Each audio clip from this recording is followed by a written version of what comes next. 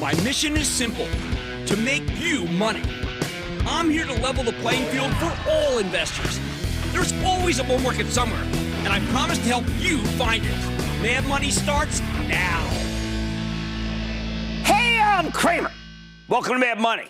Welcome to Cramerica. Other people want to make friends. I'm just trying to make you money. My job is not just to entertain, but to educate, teach, put it in context. Call me, 1-800-743-CNBC, or tweet me at Jim Cramer. Remember those 5 stages of grief I talked about when things were just beginning to get bad? Every time the market rolls over, we go through denial, anger, bargaining, depression, before we finally reach acceptance. When I first started talking about it, we were all the way up here. Well, you know what? We've now made it through, maybe even to depression. Even as the averages rebounded nicely this afternoon, the Dow gaining 199 points, S&P climbing 0.52%, Nasdaq advancing 0.12% after a really nasty opening. Still, I don't think we've actually reached this point, but we got to start planning.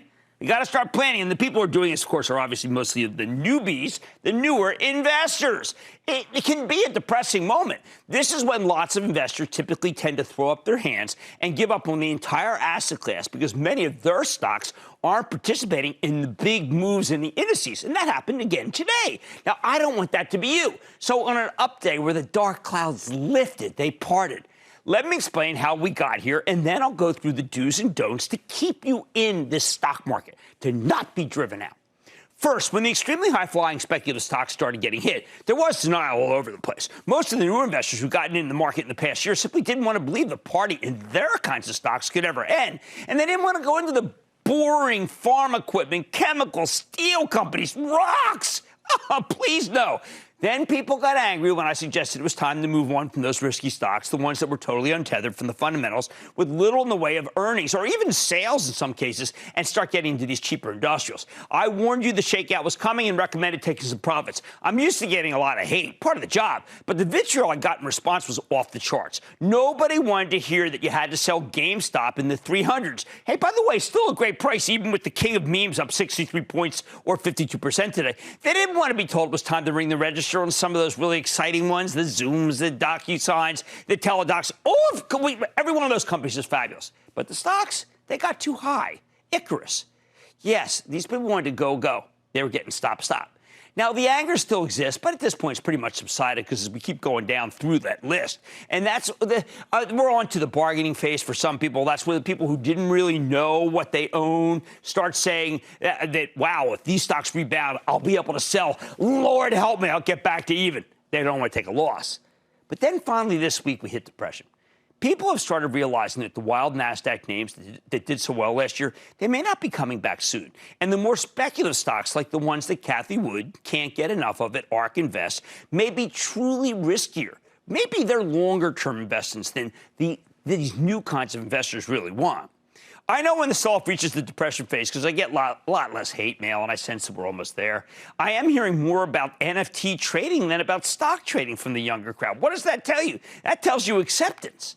Of course, we can't escape from this house of pain until we leave the depression phase behind us and we reach the point of acceptance. So how do you accept that things went awry and then adjust to the new reality? Well, let me give you the do's and don'ts of sticking with the stock market after you get through the meat grinder, as we are going right now. Because, again, my point, my goal, what I care about is keeping you in. I know some people question my agenda. I don't. I want you to stay in stocks. First, do clear your head. If you read Confessions of a Street Addict, my autobiography, there's a moment where I was so deeply depressed because I bought the wrong kind of stocks for the market, and my fund was about to be down double digits. What did I do? I stopped waiting for my stocks to rebound. I literally just sold everything. If I really liked those stocks, I could just go buy them back. Of course, I didn't, because I knew they were the wrong names for the moment once I was freed from them. Right now, you know what's wrong, too. You need to accept it. Don't try to fight the tape. Clear your head. And it's good to an up tape. This is good. You got an up moment here. Second, do keep some cash on the sidelines. Do stop buying stocks on margin. And please, please, please stop betting exclusively on options. That game is now over. You need to accept that risky stocks do indeed go down, something that only started happening a month or two ago. If you keep trying to invest like it's 2020, you're not going to like how things play out. Third, do some homework. When you buy a stock, can you explain exactly what the underlying company does to me if you see me on the street? Do you know if all of your stocks trade together? Do you know their valuations? I bring this up because if you own more than a couple of stocks that trade at more than 8 times sales, you're likely to lose money in this particular tape. Does the company have enough cash? Does it need to raise money, sell equity? This market's now hostile to companies that have to do equity offerings. Unlike last year, Wall Street now values profitability. Forget tech startups. What's working now are the great reopening plays, including stocks like the banks, which we just learned will be allowed in some cases to return more capital in the form of dividends than we expected. It's about the end of the pandemic, people, which is why you need to cut back on speculative stocks that have nothing to do with the reopening theme. If you own something and you don't know what that company actually does, I would trim it back, if not sell it. You can always buy it back later, assuming you still like it after you've done the homework. Fourth, do recognize that we're now in a sell the news mode. For almost a full year, you could buy the stocks that might have good news coming, and when we got that good news, the stocks rallied again. But that's no longer the case. If you're trading and you get the good news you're looking for, you got to sell the pot. Finally, 5, do wait for weakness before you pull the trigger. This is no longer one of those markets where you want to buy it when it's flying higher. Don't chase strength. When you get spikes like we saw today in the meme stocks, that's not an opportunity necessarily to buy. Maybe it's the other side. Okay, how about some don'ts? First, stop following those who have hot hands or wants hot hands. Do your own work, for heaven's sake. There are a bunch of money managers who did great last year, but unless they've changed their strategy, they're not going to do well this year. You don't know when they're going to sell. You don't know if they're right. They don't tell you why they're buying. Stop being a lemming. Second, don't ignore your surroundings. Stocks don't exist in a vacuum anymore. If the economy is expanding rapidly, you need to lighten up on these secular growth stocks that do just fine even when business is stagnant.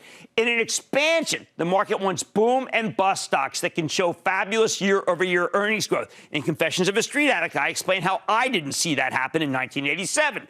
Third, if you don't know what an earnings comparison is, or if you're mystified by why that even matters, well, you got to learn the way traditional money managers think, even if you despise them. Listen, you may think these people, these suits are the worst people in the world, but with the exception of GameStop, AMC, and COS, well, these people are now back in control of the market. And that means you need to know how they think, how they operate. This is something I try to teach you here every night. But if you don't want to get your head around the way Wall Street works, put your money in an index fund so you don't have to worry about it.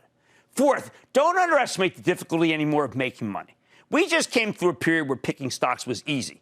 That was a highly unusual, placid, halcyon moment for stocks that we just finished. Now we're back to normal, and you need to respect that the market can be as vicious and nasty as it was joyous last year. Finally, fifth, don't trust Wall Street to be your friend. Right now, Wall Street's willing to mint anything. Try to get you to buy anything, any SPAC, any underrated, no discipline whatsoever. You have to be on your guard, recognizing that lots of these companies shouldn't even be public. Many of them have no earnings, no hope of ever even having them. SPACs that trade well north of $20, let's be careful. They could be busts. There simply aren't enough quality targets right now for them to buy. Going forward, there will always be good SPACs. I will flag them for you, but many will be marginal, and some will be just plain bad. Here's the bottom line. If you accept your predicament and you follow these rules, you'll have a chance to prosper in this brand new market. But if you try to cling to what worked last year, I got to tell you, I think you get blown out, just like the people who tried to stick with dreamer internet stocks during the dot-com collapse. Don't miss a second of Mad Money. Follow @JimCramer on Twitter. Have a question? Tweet Cramer. #MadTweets. Send Jim an email to madmoney@cnbc.com. Or give us a call at 1-800-743-CNBC. Miss something?